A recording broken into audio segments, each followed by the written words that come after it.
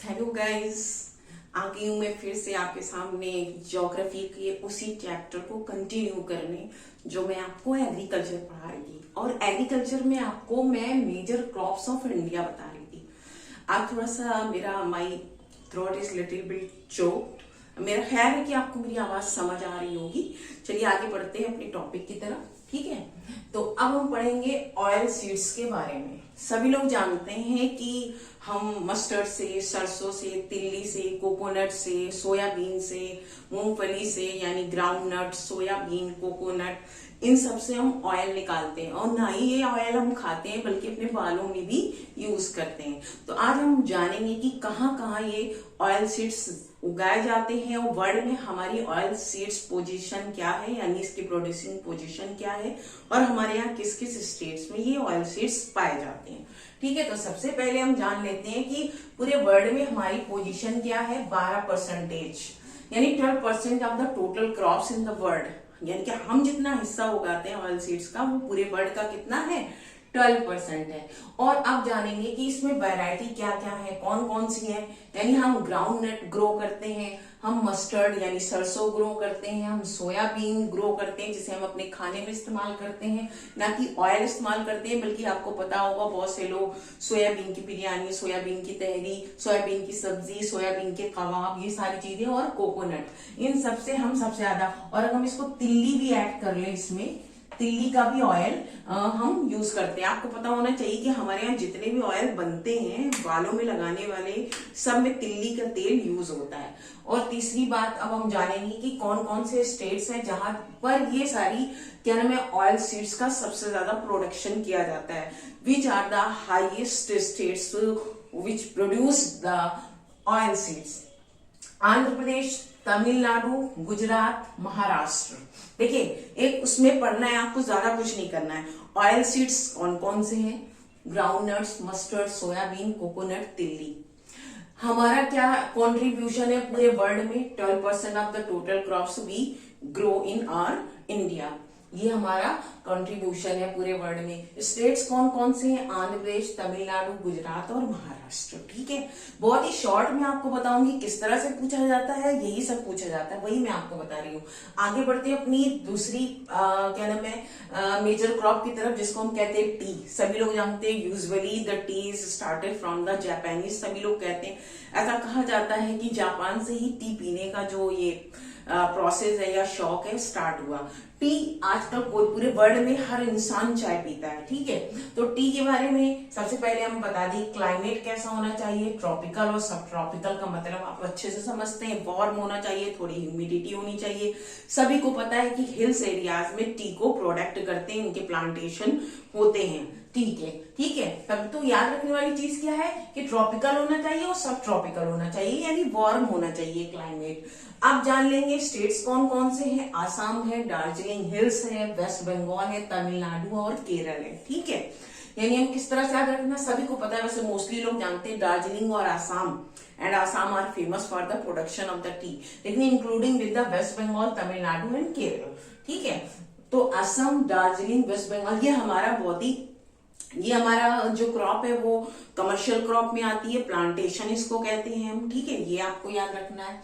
फिर आते हैं अपने अगले कॉफी की तरफ आते हैं। कॉफी क्या है हमारा, वर्ल्ड में हम कितनी कॉफी प्रोड्यूस करते हैं, 4%। यानी कि अगर हम एक एवरेज निकालें तो हम वर्ल्ड का 4% ऑफ द होल वर्ल्ड, यानी कि इंडिया में हमारा जो 100% में 4% कॉफी कहाँ की होती है, हमारे देश की होती है, हमारी कंट्री की होती है। यू नो दैट कि हमारे यहाँ best quality of the tea and the coffee are produced and it is actually imported to the other countries. हम तो जो हमारे यहाँ आती है वो तो समझ लो क्या है, चूरा है, और वो क्या नाम है, हम ये समझ लीजिए कि हम सेकंड क्वालिटी की या थर्ड क्वालिटी की कॉफी या टी पीते हैं। बाकी हमारा जो बेस्ट क्वालिटी होता है it is imported to the other countries who are fond of the taking the tea and the coffees. ठीक है, और इट्स कल्टीवेशन वॉज स्टार्टेड। इसमें जो सबसे खास बात है वो ये है, मैंने यहाँ पे इसको हाईलाइट भी किया है, बाबा बुदान। यानी कि इसके बारे में कहा जाता है कॉफी के बारे में कि इंडिया में सबसे पहले कॉफी का प्लांटेशन या कॉफी के पेड़ या प्लांट कहां पर लगाए गए या उगाए गए या इसका कल्टीवेशन कहां से स्टार्ट हुआ, वो है बाबा बुदान हिल्स। ये आपको नाम याद रखना है, बाबा बुदान हिल्स। यहां से आपकी कॉफी का प्लांटेशन का कल्टीवेशन स्टार्ट होता है। ठीक है, अब जान लेंगे कौन कौन से स्टेट्स हैं। इसलिए मैं आपको बहुत ज्यादा कचड़ पचड़ करके नहीं पढ़ा रही हूँ। जो क्वेश्चंस पुटअप किए जाते हैं, तो questions which can come in your examination by in the form of the table, in the form of the 1 number question, in the form of the 3 number questions, उसी के लेवल पे मैं आपको पढ़ा रही हूँ। ठीक है, तो स्टेट्स कौन कौन से आपके, नीलगिरी की हिल्स हैं, यहाँ पर नीलगिरी की पहाड़ियों पर कॉफी उगाई जाती है। फिर अगला नाम है तमिलनाडु और केरल। तो 2-3 चीजें इसमें समझना होगा कि चाय और कॉफी में आपके 2 नाम तो हर बार आएंगे, एक तमिलनाडु और केरल। ठीक है, तमिलनाडु केरल, और टी में आपको आसाम और दार्जिलिंग याद रखना है। ठीक है, ये है, ये एक डिफरेंस है सिर्फ कि कॉफी आपकी कहाँ होती है, नीलगिरी ऑफ कर्नाटक में इसका प्लांटेशन होता है, और टी आपकी असम और दार्जिलिंग की हिल्स में ज्यादातर करके इसका प्लांटेशन होता है। तो ये जो चीजें थी मैंने आपको बताई, आपसे पूछा भी इसी तरह से जाएगा कि what is the contribution in the whole world of tea, coffee and the oil seeds from our side, यानी हमारी अपनी कंट्री की तरफ से, और कौन कौन से स्टेट्स हैं जहां पर ये उगाई जाती है। ये सारी चीजें मैंने आपको बता दी है। ट्रॉपिकल होता है, आपको पता होना चाहिए कि टी का जो क्लाइमेट होना चाहिए वो ट्रॉपिकल और सब ट्रॉपिकल, जिसको हम इक्वेटोरियल भी कहते हैं, यानी जहां पर हम क्या नाम है, जहां पर गर्म जगह होती है। चलिए आगे बढ़ते हैं अपने इसी मेजर क्रॉप्स में। ठीक है, अब हम पढ़ेंगे कुछ, जैसे मैंने आपको बताया था लास्ट टाइम कि और क्या क्या हो सकता है। एक होता है हमारे यहाँ हॉर्टिकल्चर। हॉर्टिकल्चर क्या है, हॉर्टिकल्चर ये क्या है, horticulture is the actually known as the producing of fruits and vegetables. क्या करते हैं हम लोग, इसके कल्टीवेशन को क्या कहा जाता है, हमें ये समझना होगा। ये है क्या एक्चुअली, इसका एक नाम दे दिया गया है, उसमें हम करते क्या है, यानी फल और सब्जियों को उगाने के लिए क्या कहा जाता है, हॉर्टिकल्चर कहा जाता है। इसको हमें समझना होगा। और आपको बता दूं कि इसकी पोजीशन क्या है वर्ल्ड में, 13% कॉन्ट्रीब्यूशन क्या है हमारा, कॉन्ट्रीब्यूशन है हमारा 13% इन द होल वर्ल्ड, यानी कि हम पूरे वर्ल्ड का 13% क्या उगाते हैं अपने यहाँ, सब्जियां और फल, यानी 13% काफी होता है पूरे वर्ल्ड की। अगर 250-300 कंट्रीज को अगर हम मिला ले तो 13% is the largest percent of the world, कि हम इतना ज्यादा प्रोड्यूस करते हैं अपने यहाँ ये फल और सब्जियां। और फल और सब्जियों के उगाने को, प्रोसेस को क्या कहते हैं, हॉर्टिकल्चर। बहुत ही सिंपल सा है कि what is the horticulture. Horticulture is known as the producing or the cultivation of the fruits and vegetables. We have the position of producing the 13% of the whole world from our side, our India. ठीक है, अब आते हैं अपनी एक बहुत ही main और खास हमारा जो है वो है हमारा रबर। ठीक है, रबर भी आपका क्या आता है, इसी उसमें आता है, इसी हॉर्टिकल्चर में अगर हम रख ले तो कोई बुरी बात नहीं होगी। ठीक है, तो क्लाइमेट कैसा होना चाहिए, जिस तरह से आपसे क्वेश्चन पुटअप होंगे मैं उसी तरह से आपको बता रही हूँ। फिर वही पोजीशन ट्रॉपिकल और सब ट्रॉपिकल। ठीक है, इक्वेटोरियल भी इसको कहते हैं। आपको पता है कि ये ट्रॉपिकल और सब ट्रॉपिकल एरिया होते कौन है, the area which are covered by the equator line, यानी कि जो एरिया इक्वेटर लाइन से कवर होते हैं उसके आसपास। अच्छा, जो आसपास होते हैं वो सब ट्रॉपिकल कहलाते हैं। क्या कहलाते हैं, सब ट्रॉपिकल। जिनका सीधा ताल्लुक होता है, कनेक्शन होता है, उसको ट्रॉपिकल कहा जाता है, यानी कि the direct sun rays falls on that place is called the tropical, subtropical और द इक्वेटोरियल। तो सबसे पहले आपको समझिए इसका मतलब क्या हुआ कि रबर के लिए क्या हमको चाहिए, क्लाइमेट, वार्म क्लाइमेट चाहिए। कैसा क्लाइमेट चाहिए हमको, वार्म क्लाइमेट चाहिए। ठीक है, अब इसमें हम आपको बता दें रेनफॉल, और ये आपका रेनफॉल और टेम्परेचर क्या होना चाहिए। ठीक है, इसको समझना होगा। रेनफॉल कितनी होनी चाहिए, देखिए इसी तरह से आता है टेबल में, और ये आपका टेम्परेचर कितना होना चाहिए। टेम्परेचर कितना होना चाहिए, ये सारी चीजें मैं आपको बताना चाहती हूँ, क्योंकि मोस्टली क्या पूछा यही जाता है कि क्या और किस तरीके से इसमें होता है। देखिए रेनफॉल कितनी होगी आपकी, 200 सेंटीमीटर रेनफॉल की जरूरत है। 25 डिग्री सेल्सियस क्या होना चाहिए, टेम्परेचर होना चाहिए।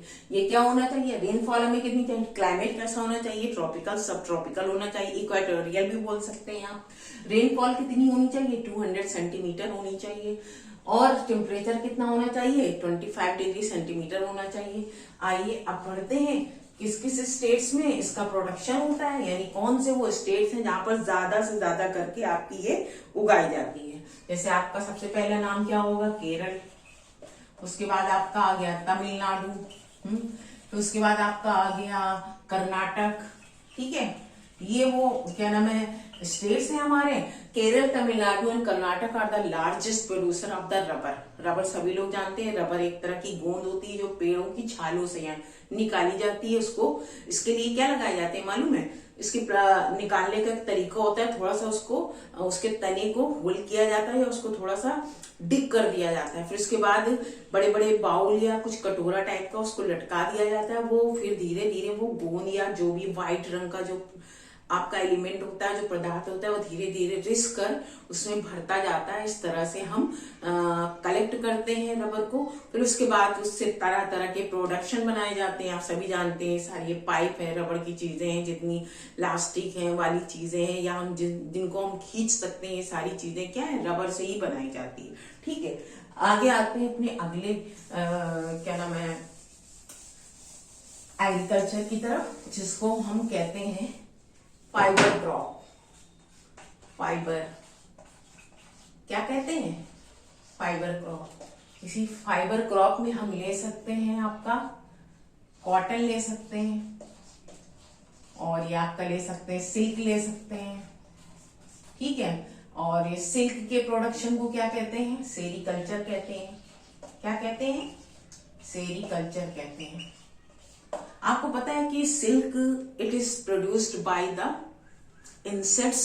रेशम का एक कीड़ा होता है which make a process on the leaves of the mulberry, यानी जिसको हम शहतूत कहते हैं। कहते हैं कि शहतूत के पेड़ों की पत्तियों पर पलने वाले कीड़े किसका जैसे स्पाइडर होती है, वो क्या करती है, जाला बुनती है, वेब बनाती है, उसी तरह से ये क्या नाम है रेशम बनाते हैं, पतले पतले पतले पतले, फिर उसको कलेक्ट कर लिया जाता है। इसकी भी बाकायदा खेती होती है। ये नहीं कि एक पेड़ जैसे हमारे यहाँ कहीं है स्कूल वगैरह में या ग्राउंड में या पार्क में है तो वहां पर ऐसा नहीं है। इसकी भी बाकायदा एक the actually proper cultivation of the sericulture is situated in many countries like India है, China is famous for the silk. Silk के लिए कहा जाता है, सबसे पहले चाइना में कहा जाता है कि सिल्क के लिए अगर किसी कंट्री को क्या नाम है हम क्रेडिट दे सकते हैं कि from where the trades of the silk is started, तो China was the first country who started to make silk,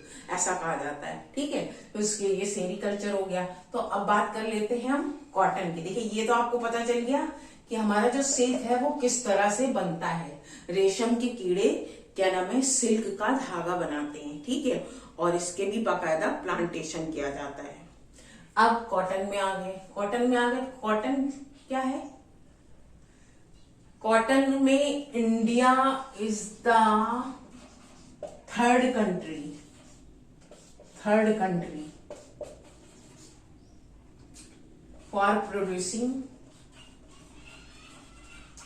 cotton in the world. यानी इंडिया कौन सी कंट्री है, इंडिया का तीसरा नंबर है कॉटन को प्रोड्यूस करने में, कॉटन का कल्टीवेशन करने में इंडिया का कौन सा नंबर है, इंडिया का तीसरा नंबर है जिसमें कॉटन प्रोड्यूस करी जाती है। इसमें बहुत ही फेमस चीज है जो मैं आपको बता दूं, सॉइल कैसी होती है इसकी, सभी को मालूम। अक्सर एक क्वेश्चन आता है ब्लैक सॉइल में कॉटन ग्रो करी जाती है। कॉटन किस में ग्रो करी जाती है, ब्लैक सॉइल में ग्रो करी जाती है। ठीक है, इंडिया में वर्ल्ड में इसकी पोजीशन क्या है, थर्ड पोजीशन है इसकी। The third largest producer of cotton is India in the whole world. और आप जान लेंगे स्टेट्स कौन कौन से हैं इसके, ठीक है। इसमें जान लेंगे कि आपके स्टेट्स कौन कौन से हैं जहां पर हम सबसे ज्यादा कॉटन वगैरह उगाते हैं। ठीक है, ये आपको समझना होगा। एक चीज और मैं आपको यहाँ पे बता दूं, कॉटन के लिए क्या चाहिए, हाई टेम्परेचर होना चाहिए, ये आपको याद रखना है। यानी वही क्या नाम है, ट्रॉपिकल और सब ट्रॉपिकल वाला फंडा याद रखिएगा फार्मूला। और लाइट रेन होनी चाहिए, यानी ज्यादा पानी की जरूरत नहीं पड़ती है इसमें। यानी ट्रॉपिकल और सब ट्रॉपिकल क्लाइमेट होना चाहिए, हाई टेम्परेचर, लाइट रेन ज्यादा नहीं चाहिए इसमें। अब याद रखने वाली चीजें और तीसरी क्या है इसमें, स्टेट्स के बारे में जान लेते हैं। इसी तरह से क्वेश्चन आपसे पुट अप होंगे, बहुत ज्यादा इसमें दिमाग खपाने की जरूरत नहीं है। इसी तरह से क्वेश्चंस आते हैं इसमें, इसलिए ज्यादा मैं आपको बता दूं कि ज्यादातर करके जितने भी स्टेट्स हैं सभी कॉटन की खेती करते हैं। आपका महाराष्ट्र हो गया, पूरा पूरा नहीं लिखूंगी, आपका यूपी हो गया, आपका एमपी हो गया, आपका आंध्र प्रदेश हो गया, आपका तमिलनाडु हो गया है, आपका कर्नाटक भी इसी में आ जाएगा। ये सारे जितने भी स्टेट्स हैं मोस्टली क्या करते हैं, all the states actually are produced the cotton in a abundant quantity, यानी कि ज्यादा से ज्यादा मात्रा में ये कॉटन उगाने वाले आपके स्टेट्स हैं। ठीक है, तो याद रखने वाली कॉटन में क्या चीज है, ब्लैक सॉयल होना चाहिए, सब ट्रॉपिकल ट्रॉपिकल आपका क्लाइमेट होना चाहिए, लिटिल रेनफॉल होनी चाहिए। स्टेट्स आपके महाराष्ट्र, यूपी, एमपी, आंध्र प्रदेश, तमिलनाडु, कर्नाटक, हरियाणा, पंजाब भी इसमें आप इंक्लूड कर सकते हैं। हरियाणा पंजाब भी उगाता है कॉटन, हरियाणा और पंजाब भी कॉटन उगाता है। ठीक है, ये इस तरह से बहुत ही सिंपल चीजें हैं, कोई इसमें कोई खास चीज नहीं है। हॉर्टिकल्चर क्या है आपका, हॉर्टिकल्चर में हम ये सब, ठीक है। एक और इसमें थोड़ा सा एक मिस हो गई चीज जिसे वर्टिकल्चर कहते हैं, मालूम है।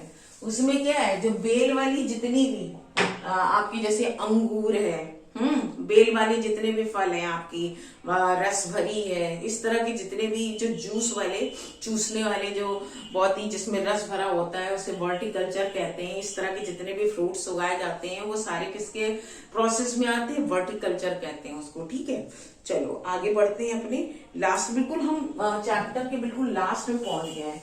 क्यों लास्ट में पहुंच गए, क्योंकि छोटा चैप्टर था और इसमें कोई फंडा या फार्मूला है नहीं, सीधा सिंपल था, कोई कॉम्प्लिकेशंस है नहीं। अब आइए हम कुछ बात कर लेते हैं इसके बारे में। ये क्या है, भूदान या ग्रामदान, अक्सर करके क्वेश्चन आ जाता है, मालूम है। Mahatma Gandhi consider heir to Vinoba Bhave. Mahatma Gandhi अपना इस आध्यात्मिक या स्पिरिचुअल गुरु किसे मानते थे, गुरु किसे मानते थे, विनोबा भावे को। तो अभी आपको बता दूं कि जब हमने आजादी पाई, हमारा देश आजाद हुआ, तो आपको पता होना चाहिए कि पहले ये प्रोसेस था कि लैंडलॉर्ड्स के पास, तालुकेदार के पास, जमींदार के पास जमीनें होती थी। मोस्टली किसान क्या थे, लैंडलेस थे, तो मोस्ट ऑफ द विलेजर्स वर। तो ये फंडा हुआ कि भाई जो जमीन में मेहनत करेगा, यानी मेहनत करने वाले की ही जमीन होनी चाहिए। ठीक है, तो किसानों के लिए जमीन देने का फैसला किया। जैसे बहुत सारे लोग थे जिनके पास बहुत बहुत जमीनें थी, जैसे 100 एकड़ जमीन, 200 एकड़ जमीन, 500 एकड़ जमीन, 80 एकड़ जमीन, इस तरह। तो ये जो कुछ हम कह सकते हैं आइडियल लोग थे हमारे यहाँ। जैसे एक नाम आता है श्री राम रेड्डी, क्या नाम आता है, श्री राम रेड्डी। इन्होंने क्या किया था, 80 एकर्स अपनी लैंड को क्या कर दिया था, लैंडलेस विलेजर्स को डिस्ट्रीब्यूट कर दिया था। लैंडलेस विलेजर्स या फार्मर्स भी कह सकते हैं हम, ठीक है, क्या कह सकते हैं, फार्मर्स भी कह सकते हैं। तो आपको इसमें याद क्या रखना है, यह है क्या, भूदान और ग्रामदान। Bhudan and Gramdan is the process in which the richest people are, we can say, the famous landlords who distributes their lands to the landless people, are the farmers, are the poor people for farming. यानी ये कहा गया कि ये एक unequal balance है, इसको balance में लाना होगा। यानी किसी के पास 500 एकड़ जमीन है, किसी के पास 5 बीघा भी नहीं है, ठीक है। तो हमें खेत और ये किसानी करने का जिसका हक है, जो खेत में मेहनत करेगा, जो मजदूरी करेगा, जो पसीना बहाएगा, उसी की जमीन होनी चाहिए, उसी का खेत होना चाहिए, ठीक है।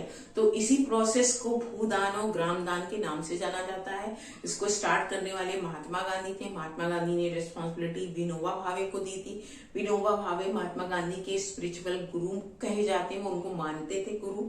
और भूदान की शुरुआत करने का क्रेडिट भी आप विनोबा भावे को जाता है, जिसमें से सबसे पहले एक नाम भी दिया गया है श्री राम रेड्डी, जिन्होंने आगे बढ़कर अपनी 80 एकड़ जमीन को लोगों को दान कर दिया था, ठीक है। तो ये तभी तो इसके बाद आपको पता है, after the formation of the constitution, the formula and the funda of the landlords and taluqdar has been over, खत्म कर दिया गया था। 100 गांव की जागीरदारी और क्या नाम है 50 गांव की जागीरदारी, ये सब मतलब एक आदमी के पास इतनी इतनी जमीन है। अपने आप क्या आसमान से लेके उतरे थे, ऐसा कुछ नहीं था। ब्रिटिशर्स ने ये सब अनइक्वेलिटी क्यों थी, ब्रिटिशर्स की वजह से। तो उसको एक they want a balance, make a balance in the society for the poor people and the poor farmers, that the person who actually मैं कह सकती हूँ कि जो अपना पसीना बहाता है जमीन में, खेतों में, जमीन का मालिक भी उसे ही होना चाहिए। तो मेरे ख्याल से भूदान और ग्रामदान, ये सारी चीजें आपको समझ में आ गई होंगी। सारी मेजर क्रॉप्स के बारे में मैंने आपको बता दिया, एक छोटा सा चैप्टर था और आज इस चैप्टर को मैं खत्म कर रही हूँ, ठीक है। और उम्मीद करती हूँ कि आपको ये चैप्टर अच्छे से समझ में आ गया होगा, किस तरह से क्वेश्चंस पुट अप करे जाते हैं ये एग्रीकल्चर वाले चैप्टर में, ये भी मैंने आपको बता दिया। कोई खास इसमें कॉम्प्लिकेशंस नहीं होनी चाहिए। अगले चैप्टर में हम पॉलिटिकल साइंस के चैप्टर को पढ़ेंगे।